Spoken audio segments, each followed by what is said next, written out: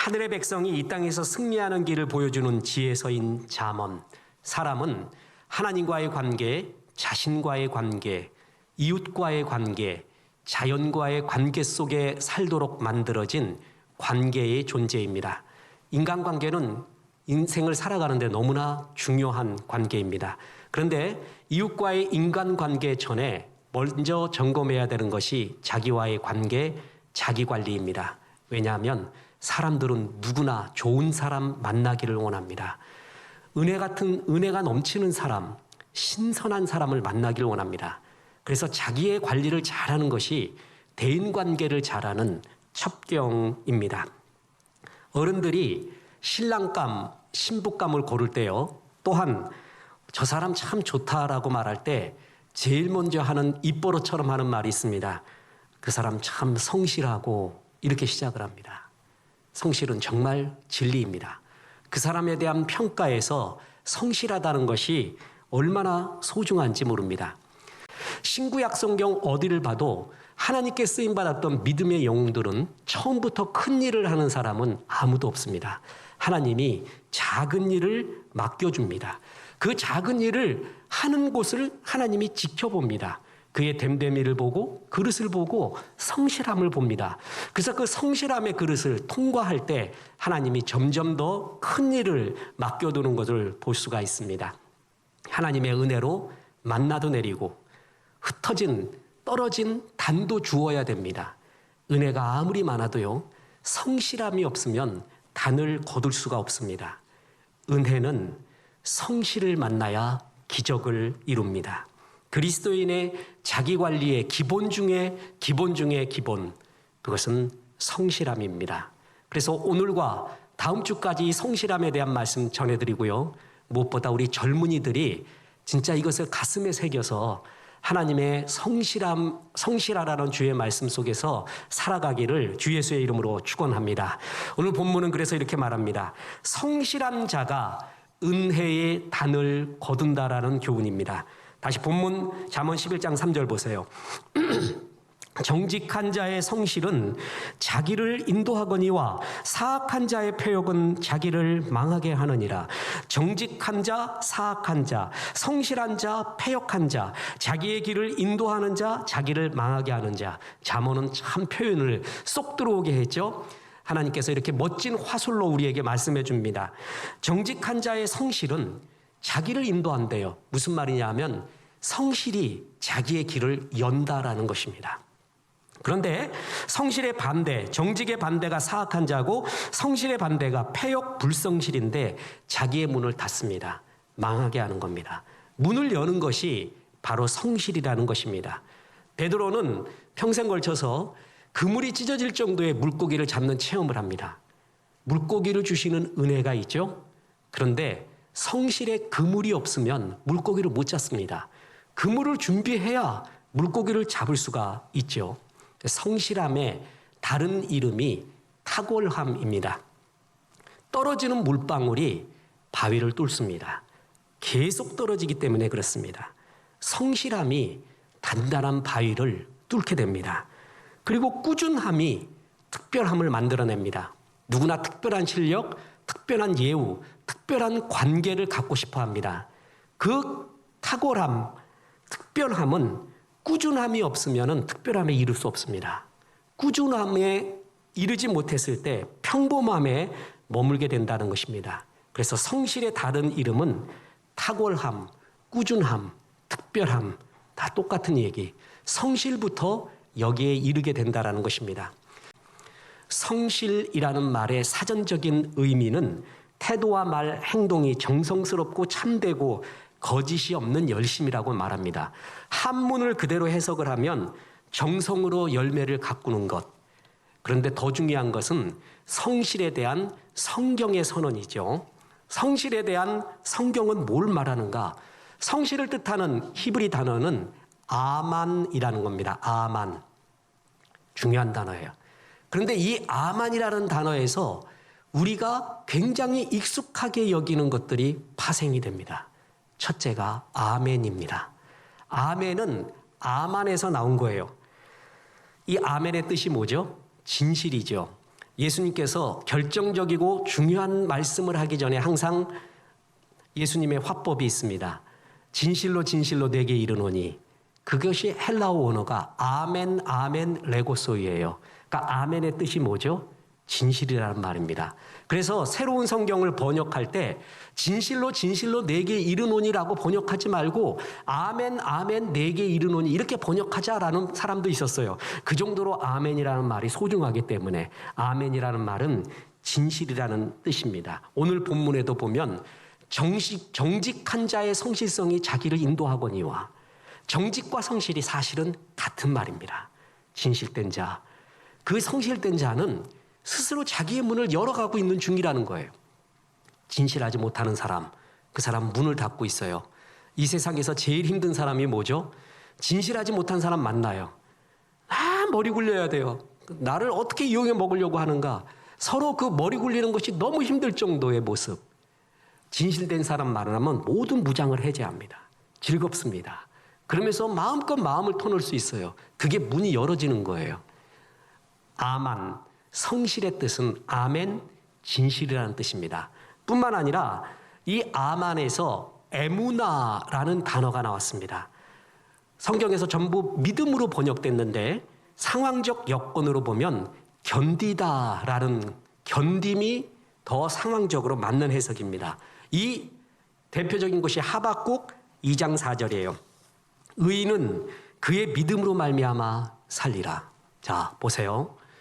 하나님이 이렇게 충성하면 이런 축복을 주시리라. 아멘, 믿습니다. 그것도 믿음이에요. 그런데 충성을 했어요. 그런데 이런 현실적인 축복이 내 눈앞에 안 나타났어요.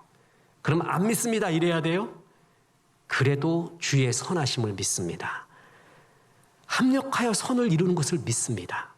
지금 내가 이 상황을 해석할 수 없어도 주님이 선한 은혜 가운데 있는 걸 믿습니다. 그게 에무나예요.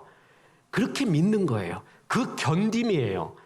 이런 어려움을 견딤, 주의 선하심을 믿고, 그게 바로 에무나의 믿음, 하박국의 믿음이고, 이것은 히브리 사람들이 제일 소중하게 여기는 최고의 믿음의 형태가 에무나, 견딤입니다. 이것도 아만에서 나왔습니다.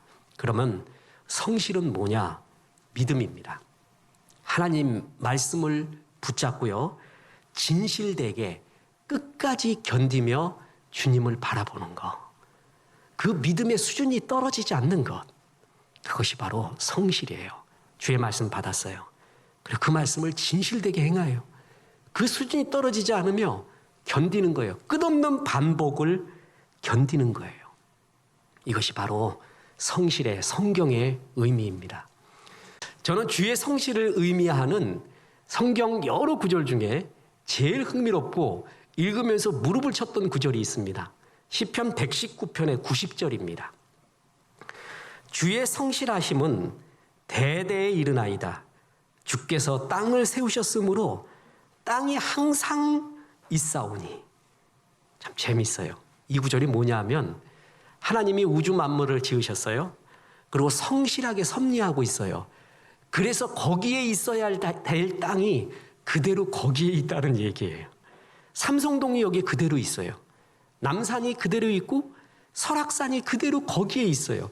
이게 막 움직여봐요. 어떻게 종잡을 수가 있습니까? 여러분 울산바위라고 아십니까? 설악산 울산바위. 그 전설을 아세요? 하나님이 금강산 만들 테니까 전국에 있는 좋은 바위들 다 금강산으로 모여라 이랬단 말이에요. 그래서 울산에 있던 바위가 금강산 가려고 자기가 출발을 했어요. 근데 몸이 너무 무거워요. 설악산에 이르렀다가 조금 쉬자, 너무 힘들어서 안 되겠다 하고 깜빡 졸았더니 하나님이 금강산 다 만들었다 이런 거예요. 어떻게 하면 좋겠어요? 그래갖고 금강산 가자니 못 가겠고 울산으로 가자니 창피하고, 그래서 거기 머물렀다는 말이 있습니다. 그게 이제 울산바위의 전설이죠. 하나님이 울산바위처럼 산을 그렇게 섭리하고 있다면 어떻게 되겠습니까? 남산이 여기 있어야 되는데 북쪽에 가 있어요. 다음날 일어나 보니까, 아침에 일어나 보니까 그것이 또 동쪽에 가 있네? 감잡을 수가 없을 거예요. 하나님의 성실함으로 땅이 거기 있사오니, 이 구절이 너무나 멋집니다. 남산이 그 자리에 있듯이 우리도 그 자리에 있어야 됩니다. 성실이 뭔지 아세요? 항상 그 자리에 있는 사람이에요. 마치 하나님이 땅을 그 자리에 그대로 둔 것처럼 성실하신 하나님이 늘 그 자리에 있는 사람. 읽은 천하 무난사라는 말이 있습니다. 한결같이 성실하면 천하에 어려움이 없다라는 의미고, 고 현대그룹 초대 회장이었던 정주영의 가훈입니다. 이거를 걸어놨어요. 삼성그룹은 운둔근이라고 했죠. 근데 현대그룹에서는 읽은 천하 무난사. 사람이 성실하면은 천하에 어려운 일이 없어. 이걸로 버텨낸 게 정주영입니다. 가난한 농부의 아들로 소학교만 졸업을 했죠. 집에 가출을 얼마나 했는지 몰라요.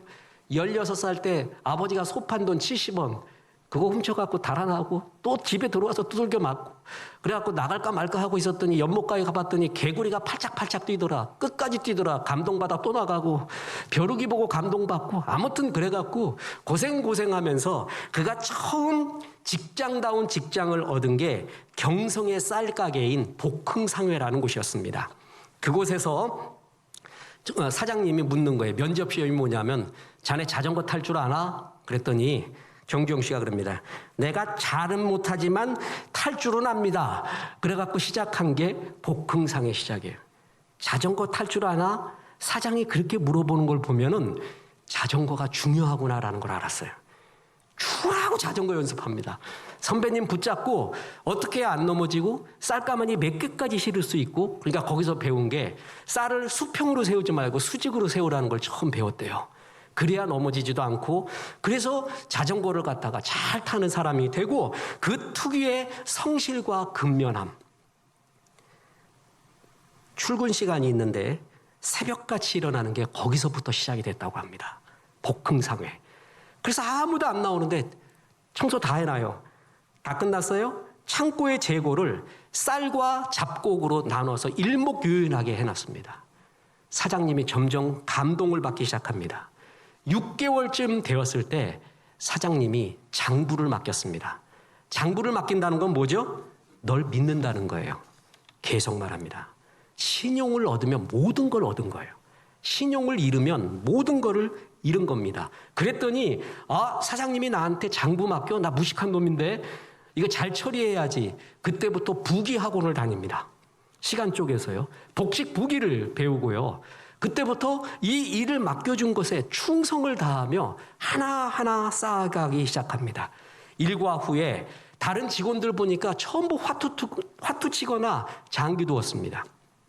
정주영 회장은 나폴레옹, 링컨, 그런 위인전부터 삼국지, 펄복의 대지, 시문의 상록수, 내가 이 부분이 약하지 하면서 계속 그야말로 주경야독 책을 읽으면서 리더십의 자질을 그때부터 키워갑니다. 그렇게 일한 지 4년, 정주영 씨 나이 22살에 기적이 일어나기 시작합니다. 사장님이 이경성이라는 분인데 외아들이 있었습니다. 근데 이 외아들이 남봉꾼이에요, 이놈이. 조선뿐만이 아니라 만주까지 가서 노네. 노세 젊어서 놀아. 늙어지면 못 노나니. 플레이 영플레이, 올드 노플레이 이러고 가면서 아주 그냥 놀고 있는 거예요. 그래도 어떻게든 사람 만들어가지고 물려주려고 했는데 이건 아니었어요. 그래서 정주영 씨에게 물려줍니다. 그래서 22살 때 4년 만에 복흥상회를 인수받게 됩니다. 그래서 간판을 경일상회라고 바꾸면서부터 현대그룹의 시작이 거기서부터 시작이 됩니다. 그러면서 말합니다. 성실하면 못 이루는 게 없다. 오늘 본문 그대로잖아요. 잠언 11장 3절에 정직한 자의 성실은 자기를 인도한다. 성실하고 진실하게 믿을만하게 일을 했더니 뭐라고요? 길이 열어진다는 거예요. 이것은 정말 성경의 예의고 성경의 진실입니다. 오늘 세밀하게 보신 사람은 우리 교회 양옆에 조경 다 이렇게 커팅을 한 거를, 나무를 커팅하는 거를 봤을 겁니다. 우리는 성서적으로 살아서 교회에서 키우는 나무가 담을 넘어 그 가지가 옆에 다 갑니다. 너무 갔어요. 그랬더니 민원이 들어왔습니다. 이거 좀 잘라달라고. 사고도 날 것 같고 위험도 하다고. 그래서 제 생각에 뭐라 했냐면, 우리 교회가 건축하기 전에요, 교회 그 나무 제가 다 잘랐습니다. 사다리 들고 올라가서 그때 몸도 가벼웠거든요. 이만한 가위 사다가 다 잘라버렸어요. 재미도 있고 그냥 이렇게 깨끗하다. 이발도 했으니까. 그래서 아직 야 이거 그냥 양옆에 거 사역자들 가갖고 자르면 되지 않느냐 이랬어요. 그랬더니 송 목사가 아니래요. 이거는 전문가한테 필요하대요. 그러냐 난 옛날에 잘랐는데 이랬단 말이에요. 그런데 전문가들이 해야 되는 영역이고 그리고 트럭에까지 실어야 되기 때문에 폐기 처리도 해서 돈도 많이 듭니다 그러는 거예요. 그럼 자 여기서 들어보세요. 이 부사역자들이 게으르구나. 이 사람들이 자기 힘든 거 안 하려고 교회 돈만 쓰려고 하는구나. 그런 마음이 갔으면 관계는 끝입니다. 부사역자들이 그렇게 살아왔으면 관계가 되게 어려워지는 거예요. 그런데 그렇게 말해요. 목사님 이거는 전문가에게 맡겨야 됩니다. 네가 그렇게 말하니까 그대들이 그렇게 말하니까 그게 맞는 것 같다라고 믿었어요. 그게 신용이고 성실입니다. 그 믿음을 얻잖아요. 그러면 모든 걸 얻은 거예요. 그 믿음이 없어져요. 그럼 모든 걸 잃은 것입니다. 성실을 얻으면 신용을 얻으면 믿음을 얻으면 모든 걸 얻은 거예요. 그래서 하나님이 이토록 성실을 중요시 여기는 겁니다. 우리가 죽도록 충성하자 이런 말 많이 합니다. 좋은 말입니다. 그 거창한 말 전에 하나라도 성실하자. 이것이 제일 중요해요. 그 성실이 쌓이고 쌓여갖고 뭐가 되는 거예요? 충성이 되는 것입니다. 인생을 한 방에 해결하려는 사람 한 방에 날아갈 수가 있습니다. 대추 하나를 보십시오. 거기에 얼마나 많은 땡볕을 받고요. 비바람이 거기에 들어가 있는지 모릅니다. 그렇게 쌓여서 단 대추, 빨간 대추가 나오는 것이지 한 방에 되는 것은 없습니다. 지금 이 시대의 문화는요. 마지막 액션, 들어보세요. 물은 99까지 안 끓습니다. 마지막 1도가 됐을 때 확 끓잖아요. 그 마지막 일을 보여줘요. 그 극적인 장면. 그래서 야, 이 마지막 일의 멋있음을 봐라. 그러니까 젊은이들이 특히 그걸 보면서요. 99까지 그 끓는 과정 동안에 성실함을 보지를 않고 마지막 일만 보는 거예요. 이렇게 하면 되는구나. 일을 이렇게 하면 되는구나. 마지막 1도를 이렇게 하면 대박이 터지는구나. 이런 문화, 이런 걸 가르쳐주는 모습. 이것은 정말 사회가 병든 모습입니다. 그렇지 않다. 마지막 1도도 중요하지만 그 전에 99까지의 성실함과 꾸준함이 마지막 1도를 이룬다. 고리타분한 이야기 같지만 그것을 전해줘야 되는데 좋아요가 필요하거든요. 자극적인 영상이 필요하거든요. 그래서 마지막 1도의 모습만 계속 보여주는 거예요. 거기에 모든 것이 있느냐, 특별한 비범함이 있느냐. 들어보십시오. 30일 만에 뻥 뚫리는 영어회화. 그 영어회화 못할 놈 뭐 누가 있어요? 그런 거 없어요. 아직까지 죽어라 영문학해도 안 되는 사람 많고요. 그건 안 되는 거예요. 이런 마지막 1도를 이야기하는 자극적인 영상과 이야기에 낚시질 당하지 말아야 됩니다. 하나님은 끝없이 말합니다. 성실함이 하나님의 은혜의 곡식을 담는 그릇이다. 이거는 꾸준히 쌓아가야 됩니다. 실력은 먼지처럼 쌓입니다. 지금부터 하면 됩니다. 다 이룬 사람 부러워하지 말고요. 지금부터 쌓아가면 됩니다. 그러면 어느 날 먼지처럼 쌓여있는 어마어마한 실력을 느끼게 됩니다. 그러나 끝으로 더 중요한 것이 하나 있습니다. 성실은 은혜를 만나야 된다라는 것입니다. 책들을 보면 이런 말이 있습니다. 성실함은 성공의 충분 조건은 될 수 있지만 필요 조건은 아니다. 굉장히 공감합니다. 성실하기만 하면 성공하냐? 아니라는 거예요. 빌 게이츠보다 워런 버핏보다 성실한 사람 얼마나 많습니까? 농구선수 르브론 제임스보다 성실하게 운동하는 사람 얼마나 많아요. 그런데 안 된단 말이에요. 그래서 성실함은 충분 조건, 성공의 충분 조건이지만 필요 조건은 아니구나. 퍼펙트는 아니구나 이렇게 얘기해요. 그러면서 제시하는 게 인문학자들은 효율성을 말합니다. 성실하지만 효율적이냐? 네가 그냥 헛된 일을 성실하게 하고 있느냐? 도둑놈도 성실하거든. 헛된 일을 성실하게 하고 있느냐? 효율성 있는 일을 효율적으로 하느냐에 포인트를 둬요. 그런데 신앙인은 여기서 한 걸음 더 나가야 됩니다. 성실하냐? 효율적이냐보다 더 중요한 게 하나님의 은혜가 있느냐. 우리는 이걸 압니다. 아까 엘버스 교수, 하버드 대학의 빅스타의 3대 요건을 말했죠. 뭐예요? 자질, 기회, 성실. 이 3대 요소 중에 2가지가 하나님의 것이에요. 이걸 인정하는 게 신앙인입니다. 자, 아까 룻이 성실하게 한 에바나 얻었다고 했잖아요. 그런데 보십시오. 룻기 2장 15절 16절. 룻이 이삭을 주우러 일어날 때에 보아스가 자기 소년들에게 명령하여 이르되 그에게 곡식 단 사이에서 줍게 하고 책망하지 말며 또 그를 위하여 곡식 다발에서 조금씩 뽑아버려서 그에게 줍게 하고 꾸짖지 말라 하니라. 룻이 그만큼 주실 수 있었던 것은 원래 흘려졌던 단이 있어요. 그거 누가 버렸는지 모르겠습니다. 이름 없는 어떤 성도가 주님이 이렇게 하라고 했지 해서 흘려놓은 거, 하나님은 그 이름을 아실 거예요. 사람들은 몰라도. 그러나 그렇게 너의 무명에 네가 흘렸던 그 섬김 때문에 야, 예수님 조상이 거기서 나왔다. 이 평가를 바라보는 게 은혜거든요. 그런데 오늘 구절에 보면은 사람 이름이 하나 나와요. 나중에 결혼하게 되는 성경에 나오는 최고의 백마 탄 남자 보아스입니다. 여러분 퀴즈. 보아스의 엄마가 누구죠? 라합. 아마 보아스는 룻에게서 엄마의 모습을 본 것 같습니다. 여리고의 이런 거리의 여인으로서 이방 여인으로 모든 사람에게 이렇게 버림을 받고 처량한 그 여인의 모습을 엄마를 봤는지 모르겠어요. 그렇게 해석하는 성경학자도 많이 있어요. 그런데 너무 성실하게 이래요. 밝은 얼굴이에요.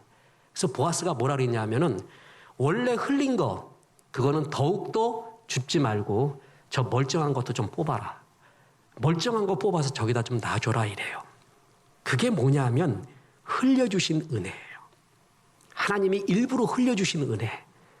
그러니까 룻은 성실하게 한 에바나 얻은 것 같지만 거기에는 하나님의 의도하신 흘려주신 은혜가 있었다라는 것이죠. 다시 말합니다. 주의 은혜가 없으면 거둘 수가 없습니다. 우리는 이걸 인정하고 하나님의 은혜가 소중합니다 라는 것을 늘 기도하고 감사해야 되는 거예요. 아침마다 하나님이 만나를 뿌려줬습니다. 엔젤스 푸드, 천사의 음식, 하늘의 음식을 뿌려줬어요. 아침에 열심히 일어난 사람이 그걸 얻었습니다. 묻습니다. 아침에 아무리 열심히 일어나도 주님이 주시지 않으면 소용이 없는 거예요. 여호와께서 집을 세우지 아니하시면 세우는 자의 수고가 헛되며 여호와께서 성을 지키지 아니하시면 파수꾼의 경성함이 허사입니다. 너희가 이른 아침부터 저녁 늦은 시간까지 눕는 그 수고의 떡이 헛되도다. 하나님이 함께하지 않으면. 우린 이걸 믿습니다.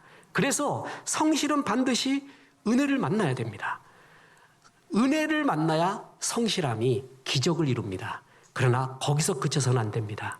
우리의 성실함에도 하나님의 은혜가 기름 부어져야 된다는 것입니다. 자, 성실에만 머물러 있으면 율법주의자가 됩니다. 자, 보십시오. 도둑도 굉장히 성실하다고 했죠. 존경스러울 정도로 성실합니다.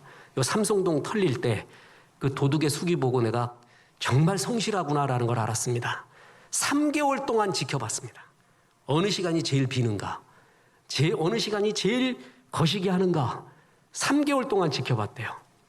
성실했는데 그 성실이 옳은 성실이었습니까? 우리 집 앞에 보면은 언제나 그 시간에 하루에 2번, 3번 꼭 담배 피는 노인네가 있습니다. 미칠 것 같습니다. 아침마다 새롭고 그걸 찬송하며 나오는데 담배 연기가 자욱해요. 얼마나 성실한지 몰라요. 하루도 빼놓은 적이 없어. 비가 와도 비가 와도. 이런 성실이 은혜가 없잖아요. 기름 부음이 없으면 성실은 율법주의가 됩니다. 자기 원칙만 제일 중요해요. 그 대표적인 게 탕자의 형입니다.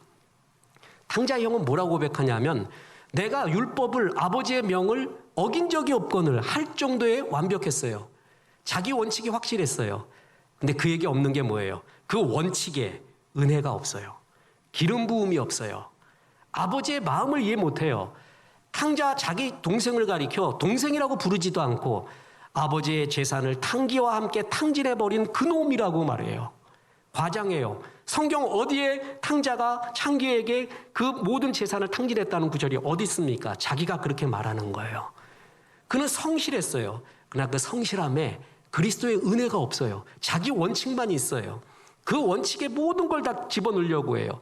예수님이 안식일 날 병을 고쳤어요. 야, 병 고침 당했으니까 너 평생 동안 얼마나 고생했는데 정말 잘 됐다 그 소리 않고 왜 안식일 날 고쳤습니까? 그 소리 하고 앉았습니다. 원칙만 있는, 자기 의만 있는 성실함은 율법주의가 돼서 모든 일을 다 죽이게 됩니다. 그런 사람 옆에서 숨 막혀서 못 삽니다. 나의 성실에 은혜가 있어야 됩니다. 12정탐꾼 보십시오. 이 12정탐꾼에게 하나님은 20일 동안 탐지하고 오라고 그랬어요. 그런데 12정탐꾼이 며칠 했는 줄 아십니까? 40일을 합니다. 보세요. 민수기 13장 25절. 40일 동안 땅을 정탐하기를 마치고 돌아와. 20일 하라고 했는데 며칠 했어요? 40일. 성실함입니다. 완벽하게 수행해야 됩니다. 그리고 난 다음에 그 땅에 대한 보고서를 냈는데 보세요. 13장 27절부터 모세에게 말하여 이르되 당신이 우리를 보낸 땅에 간즉 과연 그 땅에 젖과 꿀이 흐르는데 그것은 그 땅의 과실인입니다. 이거 보십시오. 그러나 그 땅 거주민은 강하고 성읍은 견고하고 힘이 큰 뿐 아니라 거기서 아낙 자손을 보았으며 아말렉인은 남방 땅에 거주하고 헤딘과 여부스인과 아모레인은 산지에 거주하고 가나안인은 해단과 해변과 요단가에 거주하더이다. 우리가 가나안 정탐꾼의 이야기를 들을 때 제일 많이 들은 게 우리는 메뚜기 같습니다. 그 얘기만 들었거든요. 근데 그것도 굉장히 은혜되지만 이들의 보고를 보세요. 이들은 전문성이 뛰어났습니다. 모든 걸 분석했어요. 다 분석했어요.